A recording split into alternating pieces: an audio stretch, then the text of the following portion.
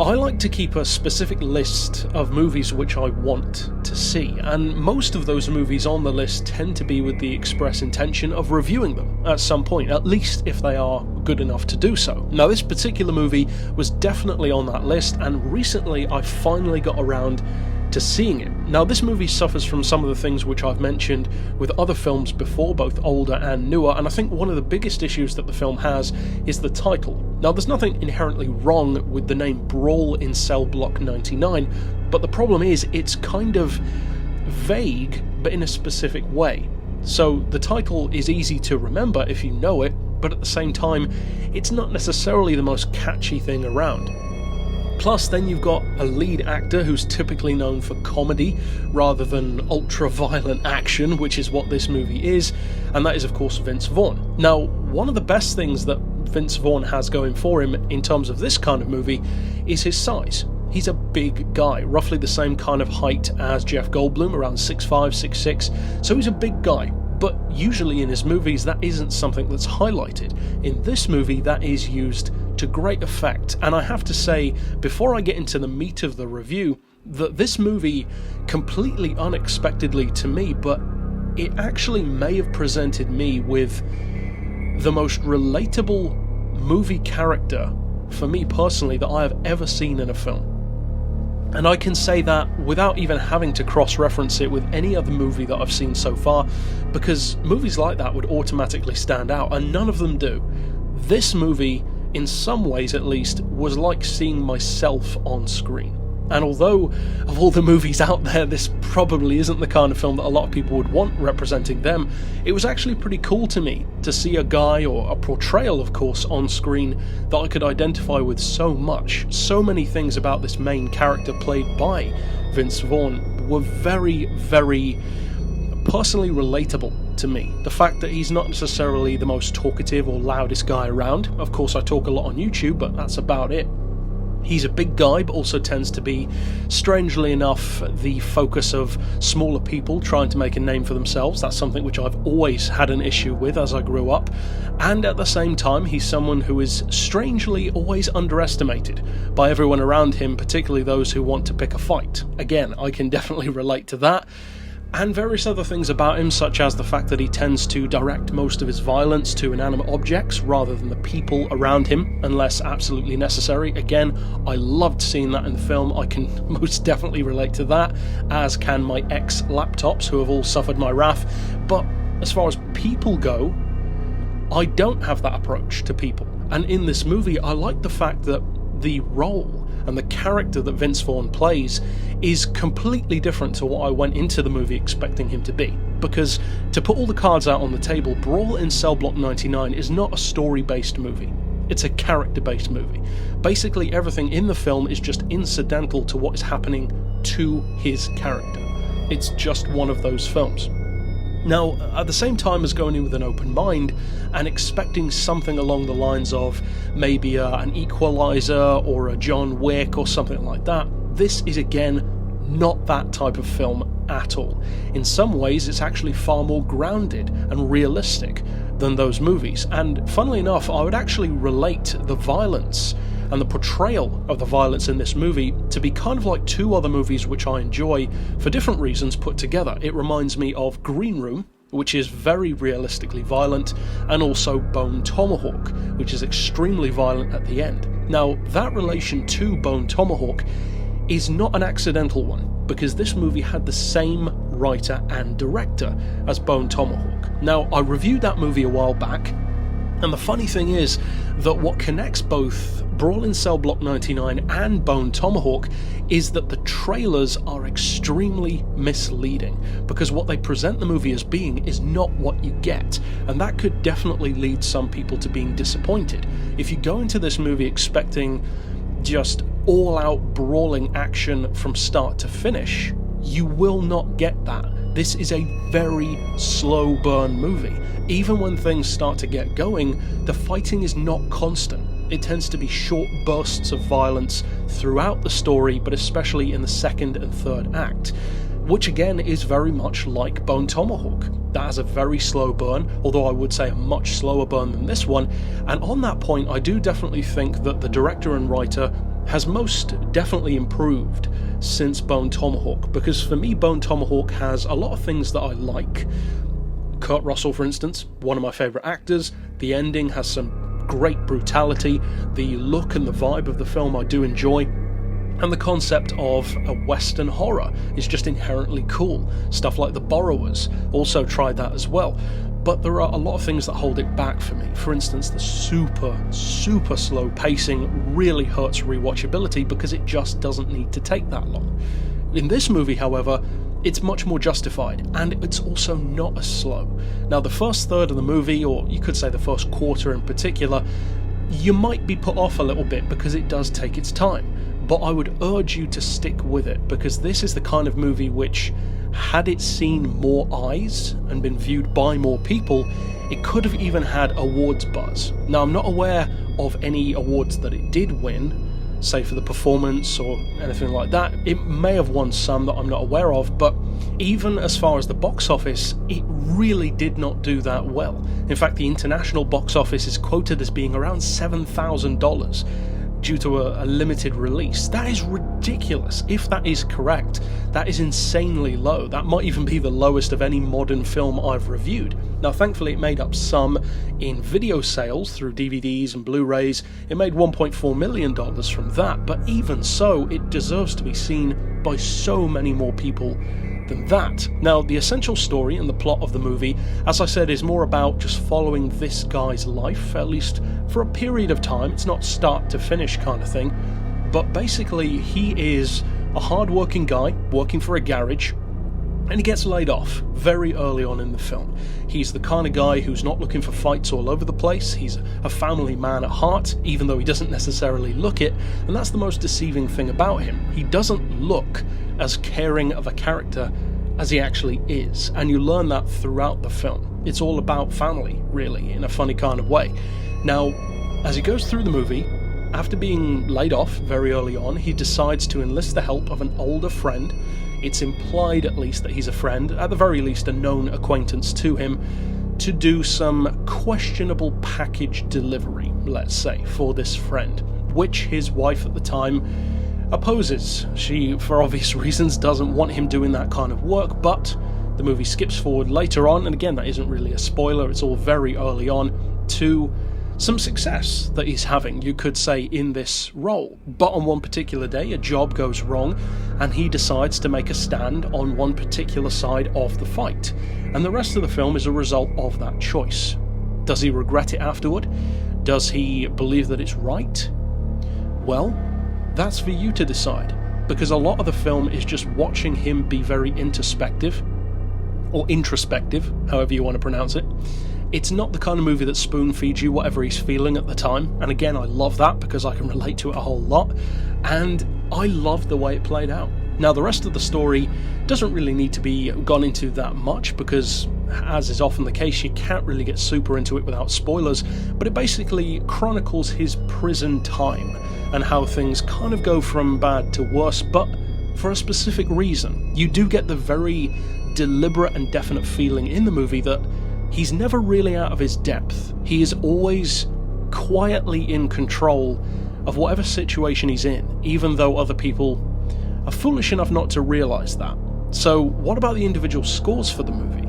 Well, as much as I loved it, and this is actually one of my favourite movies that I've seen in recent years, I watched it twice back to back in fact, it's not the kind of movie that I'm going to give ridiculous scores to purely because of that love, because that just wouldn't be appropriate. I need to be objective rather than subjective. So, first of all, as far as the story and the plot go, I am going to give it a 6, which is actually a lot more reasonable than you might have expected. And the reason why I'm giving it a 6 is because of a combination of two things in particular. One is that this is not a story-based film. His performance is what carries the movie. If you took his performance out and put someone else in, or maybe said that his performance, for instance, wasn't as good, and then reevaluate the film, had that been the case, it wouldn't hold up anywhere near as well, because he is the strength of the movie, rather than the story itself. Plus, the fact that it is a much slower burn than you're probably expecting it to be, in particular at the first part of the film, the first third, you could say, that will put some people off. So I think that the pacing could have been tightened up a little bit at the start. At the same time, it's all about character development, so it is justified. But overall, it means that I am going to recognise it, give it an above par score of 6, but at the same time, I don't really feel justified in saying that that's the story that can be credited there. It's his performance that can be. So speaking of that performance, but not just his, the other characters in the film, the portrayals of them, how relatable they are, or unrelatable if they're villains perhaps, I'm going to give it a 9. And that probably isn't surprising at all, because it is fantastic. And one of the reasons why I'm rating it that high actually is because before this movie I couldn't honestly say that I was a huge fan of Vince Vaughn in general. I don't dislike the guy or any of his performances in particular, I just didn't necessarily love any of them either. This one though, it's put him on the map for me. I love the performance, I love the character, I love the fact that he was chosen to play the character, because you could have quite easily put a Stone Cold Steve Austin or someone like that in this kind of role purely because they're a big, bald-headed character who looks imposing, but this role is about much more than that, and I like that they actually chose someone who wasn't an obvious choice, who was a comedic actor under usual circumstances, and proved that time and time again comedic actors, be it Jim Carrey, on this occasion Vince Vaughn, a number of others, they can do these dramatic roles very well, because of course a lot of comedy comes from a dark place anyway, even if you're not a full-on stand-up comedian. So his performance by far is the strongest in the film. He does carry the movie for sure. Some of the other characters have some good comedic lines, even some characters who never get named, they're just cellmates in prison.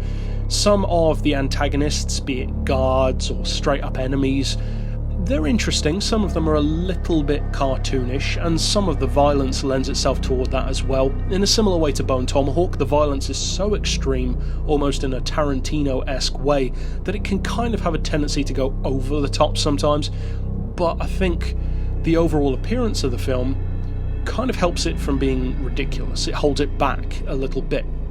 Now, speaking of that appearance, the overall look of the film, the locations, the makeup, the effects, I'm going to give it an 8, which again is pretty high, not ridiculously high, and the reasons are basically what I just said. In a similar way to Bone Tomahawk, this is a movie which, almost in a way that harkens back to much older horror cinema in particular, saves the best till last. It keeps all of its extreme violence toward the later part of the film. And one of the great things about that is that, just like with horror, it means that you don't basically spoil the audience. You don't give them everything that they want and expect immediately. And that acts as a sifting method, because it immediately sloughs off a portion of the audience who are going to just discount the film because they don't get what they want immediately. Then the portion of the audience who are still there are those who want more from their film. Those people who stick around are definitely rewarded, because although the violence isn't for hours and hours or drawn out or ridiculous, it is very intense, it's very brutal, again like Green Room, like Bone Tomahawk, and I loved it for that. I thought the violence was very effective. He gives off an aura as well, and this almost ties into the character section of the review also, that he has a form of strength in the movie which I can also relate to, in that he doesn't necessarily have the kind of appearance like a Stone Cold Steve Austin. He's not in like strongman kind of shape. No, of course not. What he is in is a real world strong shape. For instance, if you judged an animal and the strength of an animal based on its appearance, well then by that metric you would assume that something like a greyhound would be the strongest animal around, because it's got very low body fat and it's very well toned, like an athlete. The reality is though, they're not that strong. Then if you look at something like a bull doesn't have a six-pack, but punch one in the head and see what happens. This is that kind of movie. He's a guy who's tough, and well, extremely tough actually in particular, but also strong in a conventional sense, and sometimes in a almost borderline superhuman sense, but in the Unbreakable kind of way from Shyamalan, where his strength and his violence and his intensity is measured, very controlled, but also believably intense. And I like that. I thought that was a very interesting choice on the part of the filmmakers, and I liked it. It's something which you don't see that often, and that again ties directly into the visuals really, because it's how you portray that violence both in the way you shoot it and the way you do the effects, that stops it from being ridiculous, but at the same time makes it so that if it were anyone else making the film, or if it were in a horror movie, it would seem ridiculous, like a B-movie. Some of the horror in this movie is ridiculous, but it's not, if that makes sense, and I really like that. As far as the audio, the soundtrack, the music, I'm going to give it a 6, which is a much more measured score. And the reason why is because for a lot of the film, you don't really notice any music or soundtrack that much. In fact, the only soundtrack that I particularly noticed was some music which came in while he was being transferred in a prison bus on 1 or 2 occasions. And there may have been some more apart from that, but I didn't really notice it that much. And most of the sound effects tend to be bones crunching or faces bashing against walls, which again could very easily be done in an over-the-top way, and I will say that some of those sound effects were a bit over-the-top, so the visual aspect of the violence was great. The audio was a little bit extreme, sometimes bones cracking a little bit too loudly, stuff like that, but again, it's very forgivable. It almost gives it a not quite but almost comic book vibe, almost like an ultra-violent comic book, which again, I kind of like that. And finally, as far as the rewatchability and entertainment factor, well, for that one I am going to rate it pretty high with an 8. And there are 2 reasons for that. One is, of course, because I watched it back to back, and that doesn't happen that often for me. Now, it may seem to happen quite often because many of the movies which I say that about, I end up reviewing. So, by definition, a lot of the movies here on the channel tend to be movies like that. But at the same time, there are very few films, comparatively speaking, compared to how many I watch, that I do that to, because I prefer to watch something new. So for me to watch it twice back to back indicates it had to be special to me. This movie definitely was. It was entirely worthy of watching twice back to back, and the only thing which holds it back, for me not so much, but certainly for other people it would, was the slightly slower opening salvo. Apart from that though, I loved everything about this movie. And there are probably only, I think, 2 things that I might change about the film. One is tightening up the pacing a little bit of the first third, and 2 is to tone down the audio effects of bones crunching and teeth shattering and that kind of stuff, because it has a tendency to make it a little bit over the top. But apart from those 2 relatively minor things, I love this movie. I think it was a fantastic undervalued gem. Tons more people deserve to see this film. It's not a horror or a thriller in a typical sense compared to the kind of stuff that I would usually review, but occasionally I do move away from that to review other films which could certainly appeal to a similar sphere. Those of us here on the channel who appreciate great performances, a bleak kind of outlook in a movie, extreme violence, and just really good storytelling and great character performances. So I would definitely recommend checking this one out.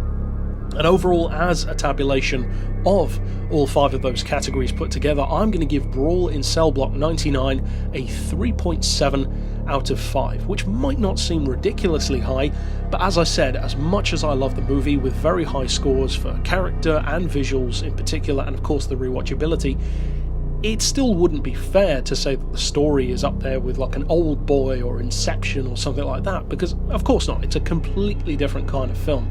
It is, at its core, very much so a character piece, so if ultra-violent, prison-based character pieces are your kind of thing, well, chances are you've probably already seen it, but if you haven't, give it a go, and if that isn't the kind of movie that you usually watch, try it anyway. But that's it for this review overall. Of course, I'll see you guys next time, and for now, as always, thanks for watching.